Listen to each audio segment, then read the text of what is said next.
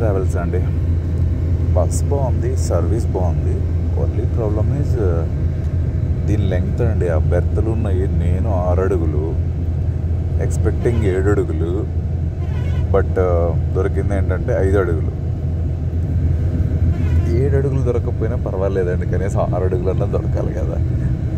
కాళ్ళు అటు ఇటు జరపడానికి లేదు. అండ్ విడ్త్ కూడా తక్కువే ఉంది, కరెక్ట్గా 1.5 feet ఉన్నట్టుంది విడ్త్ సైడ్ది. లెంగ్త్ వచ్చి ఒక 5 అడుగులు ఉందండి. నైట్ మొత్తం ముడుచుకుంటే మోకాళ్ళు పని చేయట్లేదు నాకైతే.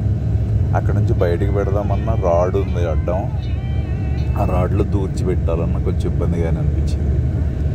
బస్సు ఓవరాల్ ఓకే, సర్వీస్ కానీ నీట్గా ఉంది, ఇంటీరియర్ ఎవ్రీథింగ్ ఓకే. మొత్తం ఎంట్రీ కూడా చిన్నగానే ఉంది, ఒక మనిషిని ఉంచుకొని కాసేపు ఉండడానికి లేదు క్రాస్ చేయాలంటే. నాకైతే తెలియదు, ఫస్ట్ టైం నేను స్లీపర్లో ఇలాంటి ప్రైవేట్ ట్రావెల్స్లో ట్రావెల్ చేయటము. మీకేమైనా ఎక్స్పీరియన్స్ ఉంటే చెప్పండి. అన్ని బస్సులు బెర్త్లు ఇలాగే ఉంటాయా లేకపోతే కొంచెం పెద్దగా ఉంటాయా? ఇది మాత్రం ఓన్లీ నా కొడుకు అయితే సరిపోతేమోనండి, నాకైతే చాలా కష్టంగా ఉంది. బట్ తప్పదు కదా. ఏదో స్టాప్ అనౌన్స్ చేస్తున్నారు, బట్ నాకైతే పేరు అర్థం కాలేదు. కరాటకి అంట. మాకు ఇంకో 1 hour ఉందండి. 7:30 చెప్పారు మా డెస్టినీ.